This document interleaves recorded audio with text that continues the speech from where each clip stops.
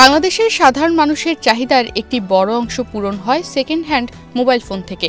কারণ নতুন ফোনের তুলনায় এসব ফোন পাওয়া যায় কম দামে এবং সহজলভ্যভাবেও। ফলে নিম্ন ও মধ্যবিত্তদের জন্য সেকেন্ড হ্যান্ড বাজার বহুদিন ধরেই একটি নির্ভরযোগ্য উৎস।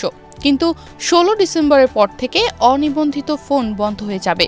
বিটিআরসির এমন ঘোষণার পর পুরো বাজারেই দেখা দিয়েছে অভূতপূর্ব অস্থিরতা।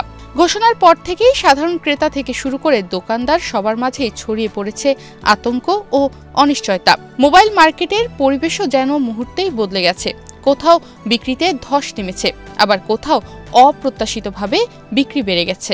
কেউ যারা বুঝতে পারতেছে যে হ্যাঁ এখানে কোনো রকম কোনো আর কি যারা আগে থেকে কিনবে তাদের কোনো এফেক্ট পড়বে না, তারা কিনতেছে, তারা বেশি বেশি করে কিনতেছে। অনৈতিকভাবে আমাদের উপর চাপাই দিলে তো এটা জিনিসটা হয় না। আর আলটিমেটলি কিন্তু আমরা দেবো না, প্রাইসটা দিতে হবে কিন্তু গ্রাহকদের। আমরা আজকে যেটা সেল করতেছি কালকে হয়তো 57% ট্যাক্স নিয়ে সেল করবো, বাট পে করবে কে? পে করবে কিন্তু গ্রাহকরা। সো এখানে মেইনটা কিন্তু হচ্ছে এফেক্টিভ গ্রাহকরা। আমাদের ব্যবসায়ীদের থেকে অনেক বেশি এফেক্টিভ হচ্ছে গ্রাহক। একমাত্র স্মার্ট সিটি বসুন্ধরা, আধুনিকতায় এক ধাপ এগিয়ে। ক্রেতাদের বড় একটি অংশ এখন ভয় পাচ্ছেন নতুন ফোন কিনলেই যদি সেটি নেটওয়ার্কে বন্ধ হয়ে যায়। তাই অনেকে আপাতত কোনো ফোনই কিনতে চাচ্ছেন না। তারা অপেক্ষা করতে চাইছেন শেষ পর্যন্ত কি হয় তা দেখার জন্য।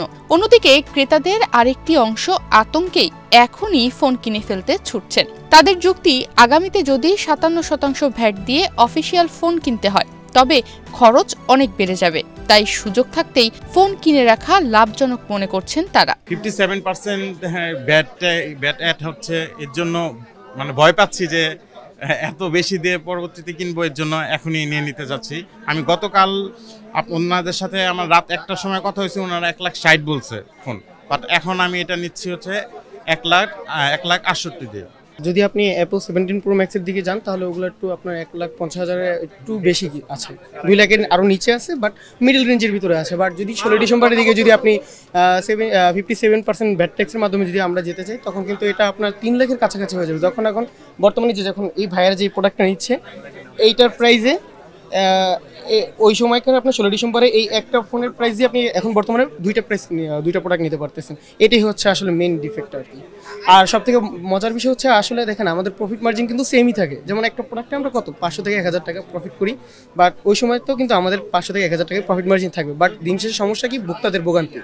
কারণ ভোক্তাদের আসলেই ওই আপনার দুইটা ফোনের প্রাইস দিয়ে একটা ফোন নিতে হচ্ছে আর কি। বিপরীতমুখী এই প্রতিক্রিয়ার মাঝে সবচেয়ে বেশি বিপাকে পড়েছেন দোকানদাররা।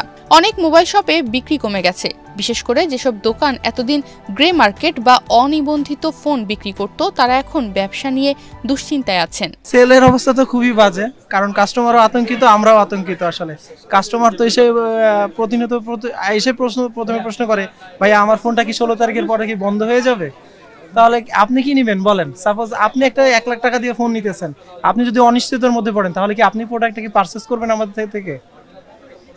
আসলে কাস্টমার গুলো হচ্ছে এখন কনফিউশনের মধ্যে পড়ে গেছে টোটালি। ক্রেতা ও বিক্রেতাদের মধ্যে আতঙ্কের যে পরিবেশ তা শুধু বিক্রির ওপর প্রভাব ফেলছে তাই নয়, বরং মোবাইল বাজারের স্বাভাবিক প্রবাহ বাধাগ্রস্ত করছে। বর্তমানে আমাদের যা প্রাইস আছে, যেমন ধরেন যে জাপানগুলো নেন, তারপরে তার ভিতরে অ্যারাউন্ড 1.5 লাখের আশেপাশেই আছে আর কি, 1.5 লাখের থেকে একটু কিছু কম বেশি আর কি। বাট 16 ডিসেম্বরের পর থেকে যদি আমাদের ওটা আবার 57% ভ্যাট ট্যাক্স যদি হয় তাহলে তো আমাদের ওটা দ্বিগুণ হয়ে যাবে। এই জন্যই তো আমাদের আসলে ভোগান্তিতে তো বলতে গেলে তো আমাদের না, ভোগান্তি তো বলতে গেলে দুইজন পক্ষেরই, যেমন ভোক্তাদেরও আমাদেরও। 16 ডিসেম্বর ঘনিয়ে আসার সঙ্গে সঙ্গে বাজারে উত্তেজনা আরও বাড়ছে। ফোন কেনার পর নিবন্ধন জটিলতায় নেটওয়ার্ক হঠাৎ বন্ধ হয়ে গেলে দায় কে নেবে? এই প্রশ্নের উত্তর এখনো স্পষ্ট নয়। ফলে অনিশ্চয়তা ও ভয়ের মধ্যেই চলতে হচ্ছে ক্রেতা বিক্রেতা সবাইকে। আমরা তো চাচ্ছি যে কিছু পার্সেন্ট ভ্যাট ট্যাক্স প্রদান করে যেন দেশেরও উন্নতি হয়, আমরাও যেন বৈধভাবে বিজনেসটা করতে পারি। কাস্টমারও তো এত টাকা, যদি আপনি সাপোজ একটা প্রোডাক্টের দাম 1,80,000, সেক্ষেত্রে যদি আপনি 57% ভ্যাট ট্যাক্স অ্যাড করেন তাহলে কত পড়ে? আপনি কি কিনতে পারবেন? এখানে তো সবাই নিম্ন মধ্যবিত্ত ফ্যামিলি থেকেই বিলংস করে সবাই। ধরেন আপনি সাপোজ একটা বাংলাদেশে জব করেন, কত টাকা স্যালারি পান সর্বোচ্চ? গ্র্যাজুয়েশন কমপ্লিট করলে সর্বোচ্চ স্কিল ডেভেলপ থাকলে আপনি 45-50 অ্যারাউন্ড করে আপনি একটা 1.5 লক্ষ 2.5 লক্ষ টাকা দিয়ে ফোন কিনলে আপনার কতদিন সময় লাগবে? সব মিলিয়ে অনিবন্ধিত ফোন বন্ধের সিদ্ধান্ত দেশের মোবাইল বাজারকে নতুন এক বাস্তবতার সামনে দাঁড় করিয়েছে। সাধারণ মানুষের উদ্বেগ কমাতে এবং বাজারের স্থিতিশীলতা ফিরিয়ে আনতে এখনই দরকার স্পষ্ট নির্দেশনা, সচেতনতা এবং নিশ্চয়তা, যাতে মোবাইল ফোন কেনাবেচা আর আতঙ্কের বিষয় না হয়ে ওঠে। তনিমা রহমান, বাংলাদেশ প্রতিদিন।